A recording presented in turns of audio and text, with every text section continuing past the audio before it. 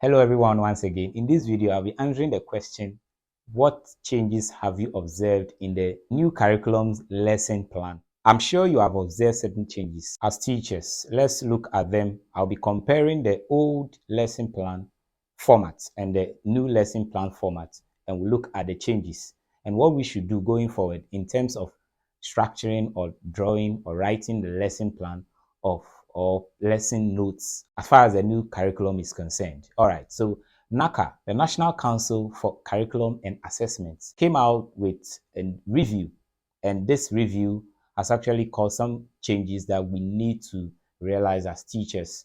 So going forward, that is the part that we need to tread on. Let's look at what they stand for. Now, when you look at NACA, it's an independent body, it's a state or statutory public institution that is set up to improve learning experiences and outcomes of Ghanaian children. And through this, they have come out with several ways to do that, so that learning will not just be merely for passing examination, but rather building character as well. So when you look at the structure of what they've proposed, yes, I tend to like it. All the things over there will help the Ghanaian child. But how do we go about it as facilitators, as teachers, tutors, instructors, various subjects areas, and what should we be doing? Now, I'll just focus on the lesson plan in this particular video. Now, let's look at the old format in terms of the lesson plan. When you look at the old lesson plan critically, you realize that a lot of things have changed comparing it to the new one.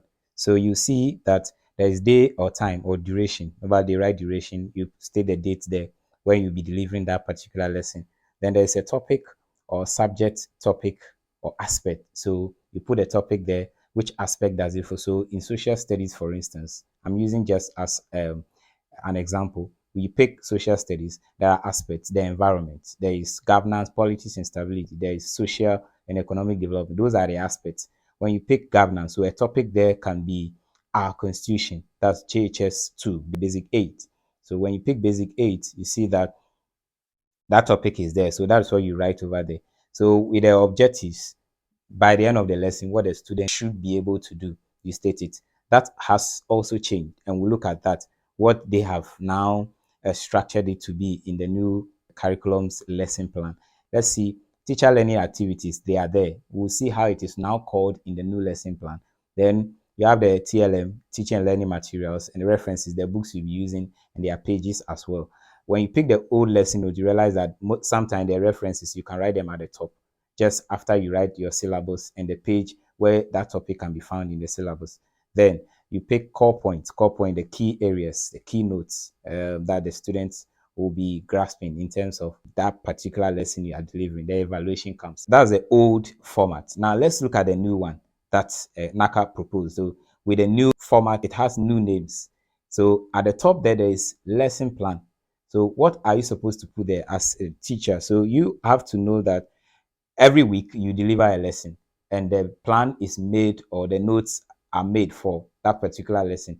So if it is week 1, you write week 1 lesson plan, week 2 lesson plan. So that dash provided, that's where you write week 1, week 2, week 3. So it becomes week or first week lesson plan, second week lesson plan. So you can put the first week, second week, third week, eighth week, 10th week, and that will be for the top over there.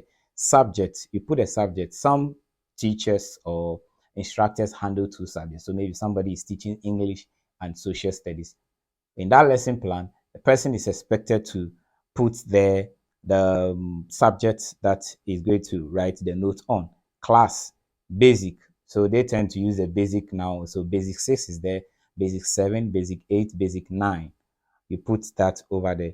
When you come to the week ending, in that week, so the final or the last day of that week is when that week will be ending. So you have to put that particular date over there.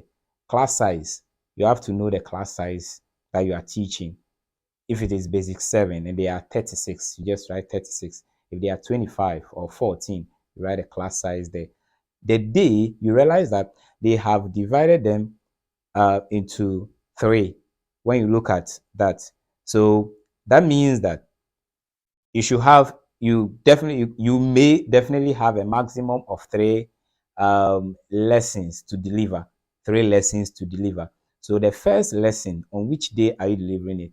You write a day there, and then when you check just beside it, there is date. The date in which you'll be delivering that lesson, you have to put that date over there. When you come to the next one, which is the next row, that next row, you see that one too over there, where you put the date and the day. Then you see that it continues to that point where period. What period is it? Is it the first period? Is it the second period? Is it the third one? And then you put it there. When you come to the lesson, that particular lesson, is it the first of 2 lessons you are delivering? Is it the first of 3 lessons? So you just write 2 of 3. If 2 of 3, it means that that is the second of the third lesson that you are delivering. So that is what you put over there. When you come to the strand, where we've had issues in terms of whether it is now called topic or substrand or um, aspect. So here it is just strand.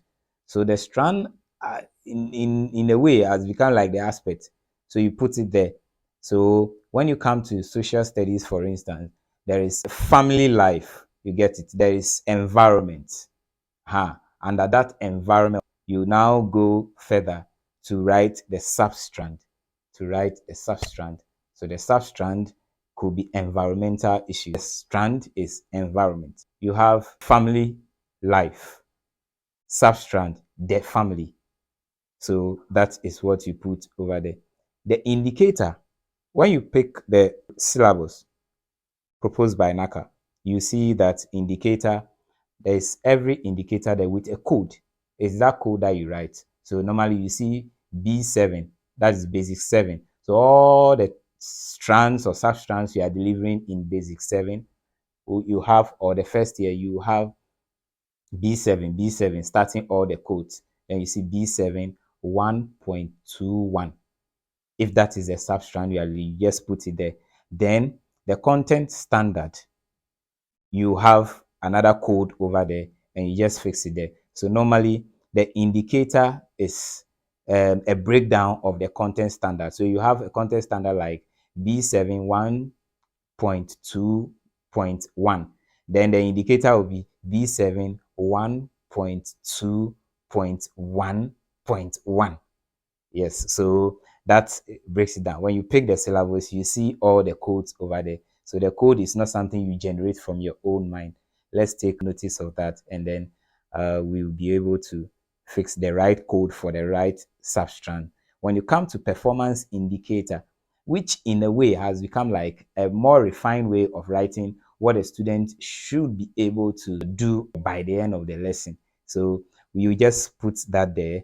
So at the end of what you want to achieve, what the child has been able to grasp, yes, and can do, the ability, that's a performance indicator. So you just put it there. So you can state something like the child, the learner or the pupil should be able to list 5 examples or 5 components of the environment, or define or explain environmental degradation. Then you know that you are targeting students' performance, and or you want to see that being exhibited by the child or the learner. So that is what you have to put over there. When you come to the core competencies, they have been stated over there. So NACA have seen that the Ghanaian child should have a certain competence.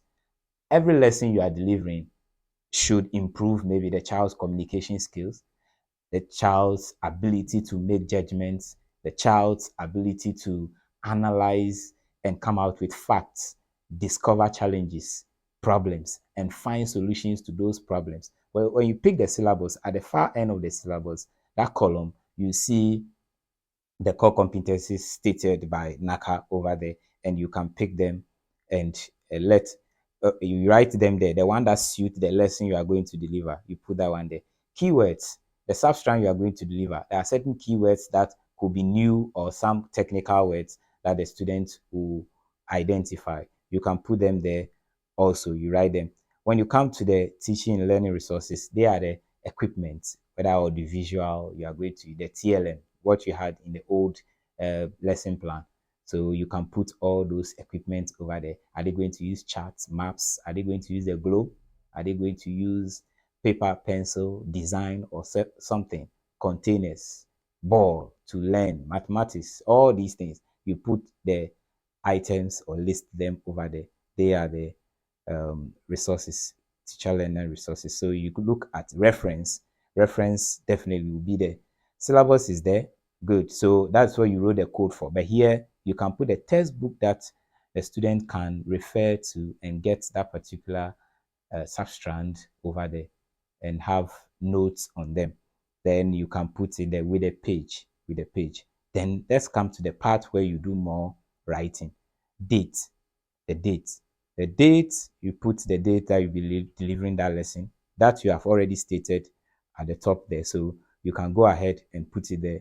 You come to starter. Starter is just like the intro you do, the old lesson plan introduction, what you do with the children to bring their mind from home to the class, take their mind back home to build on what they already know. Yes, what they already know. You are preparing their brain, and then you link whatever you are going to, the new thing you are going to teach to the one they already have ideas about. Some teachers are good at telling stories. Some teachers are good at creating case studies or scenarios where students can grasp whatever they want to do. So how you are going to do it, you just state it there. You prepare the mind. It shouldn't be too long. Where you have to do more of the activities is the new learning. That's a phase two. Phase two. That's the main part. What activities are you going to do?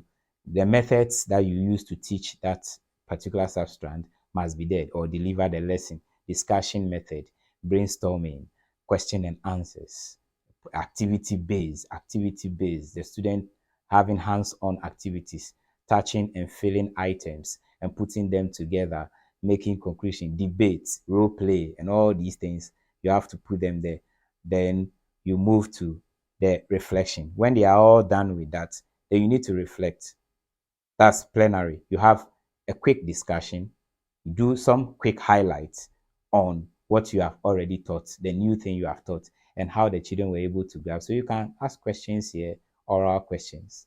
They can try to bring out some of the things that they have learned, and you know that they will also have questions to ask you. This is where you take the pupils' questions and then you build on that to clarify the necessary points and make the explanation better for them to understand. Then that ends the lesson over there. So that is the new lesson plan. Yeah, so this is the new way to go. I believe you have discovered some of the things that have been worrying you over the past months in terms of drawing or planning this notes, and your problem has been solved. If you have further questions, you can put them in the comment section and I'll address them.